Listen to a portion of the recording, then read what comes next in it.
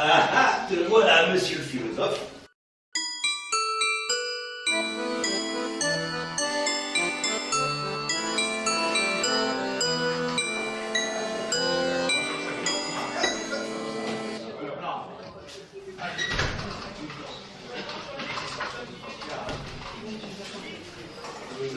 Ah, te voilà, monsieur le philosophe. Que viens-tu faire parmi ce tas de fainéants? L'artiste est pour vous servir. Ne me dis pas que tu viens juste pour te pochetronner. Non, non. Seulement, quand j'ai rien de mieux à faire, je m'amuse à regarder les spécialistes. Ah ben, tu ne dois pas rigoler tous les jours. À part Gainsbourg, Borloo, Depardieu. Depardieu. Mais Depardieu, il fabrique du vin, il vend du vin, il se lave les pieds dans le vin. Mais qu'est-ce qu'il boit? Hein? Qu'est-ce qu'il boit? De la bière.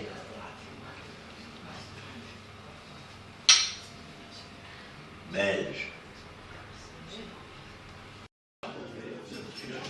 À votre avis, l'homme heureux dort vraiment sur ses deux oreilles? Je pense bien.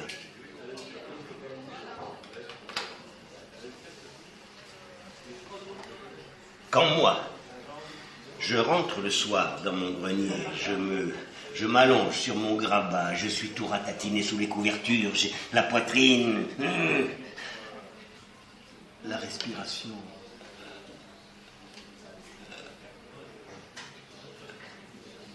C'est une espèce de plainte qu'on entend à peine. Tandis qu'un banquier sonne la charge dans tout son appartement et roule du tambour jusqu'au bout de la rue.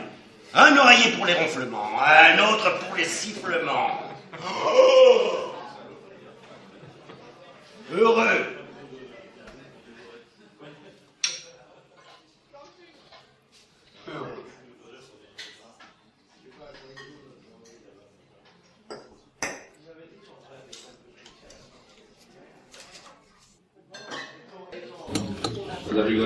À part ça fait une éternité qu'on ne s'était pas vu.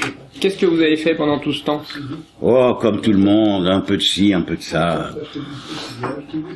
Et surtout, rien. Et puis j'ai eu faim. Et j'ai mangé, occasionnellement. Hein. Après j'ai eu soif et j'ai bu, quelquefois. Pendant ce temps, ma barbe poussait. Alors je l'ai fait raser.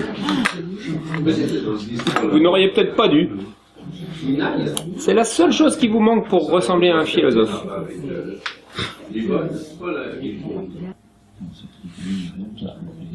C'est pas faux, hein?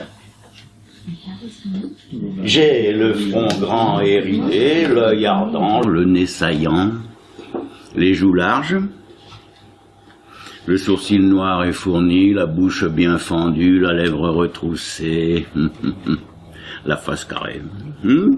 Si ce vaste menton était couvert d'une grande barbe, je ferais un beau marbre. Oui. Pour une statue de cire au musée Grévin. À côté d'un Socrate, d'un De Gaulle, d'un Mandela. Ah non, ça va pas, non.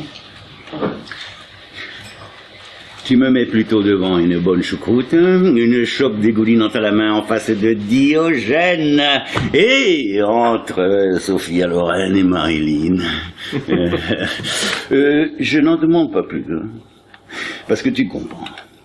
Si je dois mourir en philosophe, autant mourir le ventre plein et les bourses vides.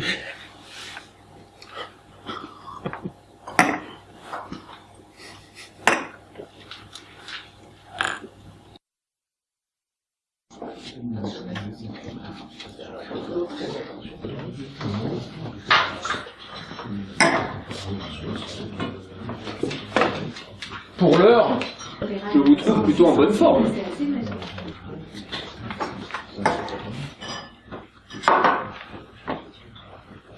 Pas terrible aujourd'hui. Bah, comment? Je vous vois avec un ventre... Chaussé aux moines. et des joues.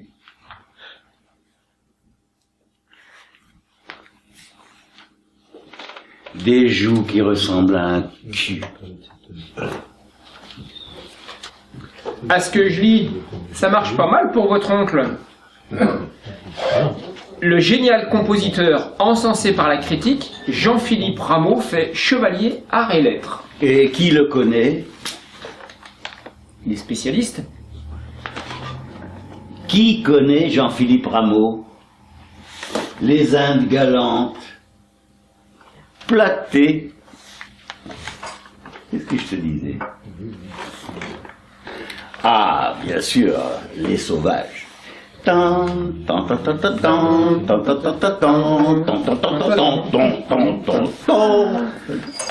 Vous le voyez quelquefois? Oui, passer dans la rue. Et il vous dépanne à l'occasion?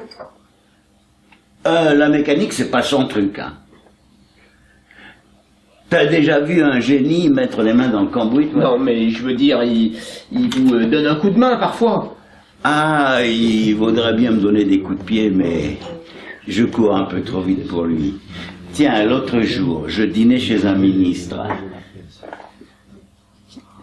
Celui qui a le sens de l'humour. Eh bien, il a réussi à nous démontrer que rien n'était plus utile au peuple que le mensonge, et rien de plus nuisible que la vérité.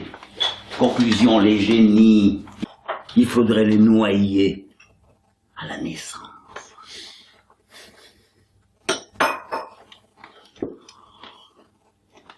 Vous y allez un peu fort.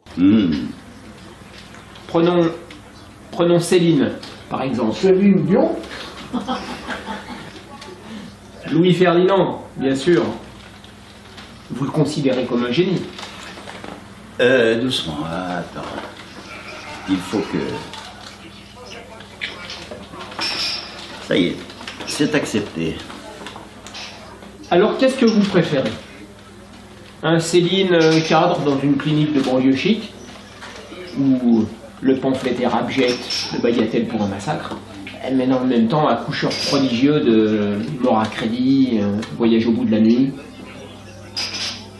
Ah ben ouais, dans son cas, il aurait peut-être mieux valu la première version. Et c'est infiniment plus vrai que vous le pensez. Oh, c'est bien les intellectuels, ça. Alors, si un gars comme moi dit quelque chose de bien, c'est parce qu'il est un peu foutraque, c'est un illuminé, hop, ça lui a échappé par inadvertance. Non, monsieur le philosophe, il n'y a pas que vous autres qui sachiez ce que vous dites. Oui, monsieur le philosophe, je sais ce que je dis, et je le sais aussi bien que tu sais ce que tu dis. Revenons à Louis Ferdinand. Mais pourquoi la première version, selon vous? Eh ben, c'est parce que toutes les belles choses qu'il a faites ne lui ont pas rapporté un fifrelin. Et que s'il avait fait son métier bien tranquillement de tout bib, comme tu dis, il aurait fait sa plotte dans son coin, sans emmerder personne. Et même qu'il aurait eu de quoi se taper la cloche tous les samedis soirs et glisser la pièce à un pauvre diable de bouffon comme moi, qui lui aurait raconté une bonne blague à la sortie du resto, et que même je lui aurais trouvé une jeune fille qui l'aurait désennuyé de l'éternelle cohabitation avec sa femme, et que maintenant, il m'emmènerait tous les samedis soirs visiter les meilleures tables de la capitale, et que du coup, je ne serais pas là en ta compagnie à boire ce rouge infâme, mais des champagnes millésimés. Monsieur le philosophe.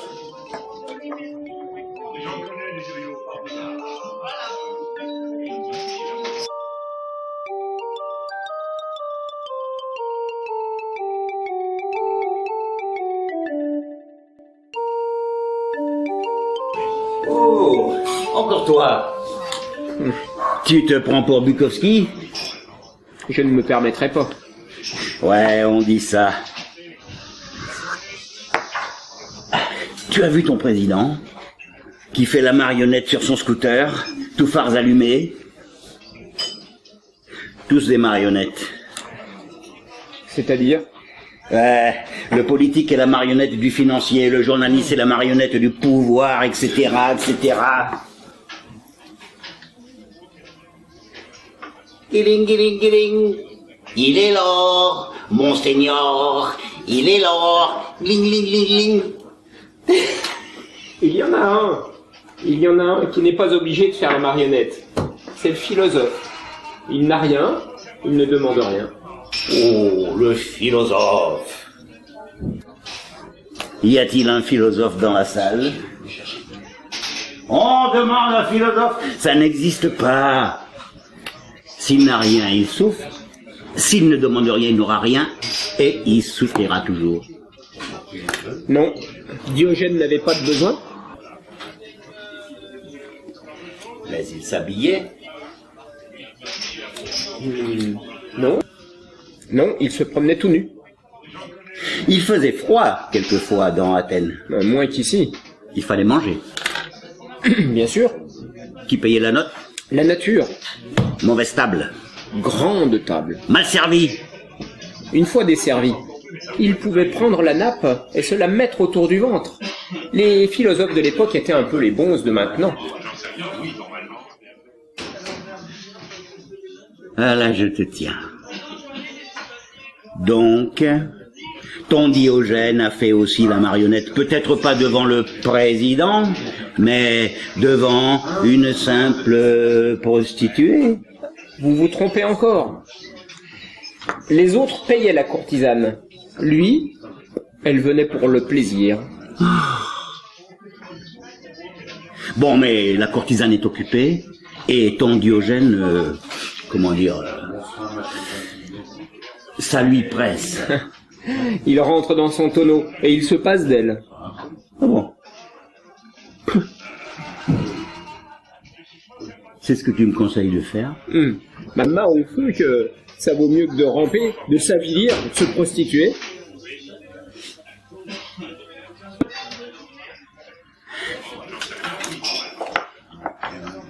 Mais il faut quand même un bon lit, une bonne table, 1 milliard de bonnes petites choses que je préfère obtenir de ces messieurs-dames plutôt que par mon travail. Ah, c'est ça. Vous êtes un fainéant, un lâche, un gourmand, un moins que rien. Ah, ça! Je n'ai jamais dit le contraire. Bon, on discute. C'est que j'ai un métier, moi. Ouais. Bon, je te dis adieu, monsieur le philosophe. Et dis-moi que je n'ai pas changé. Hélas, oui, malheureusement. Ouais, ben... Je veux bien avoir ce malheur-là encore une bonne 40aine d'années.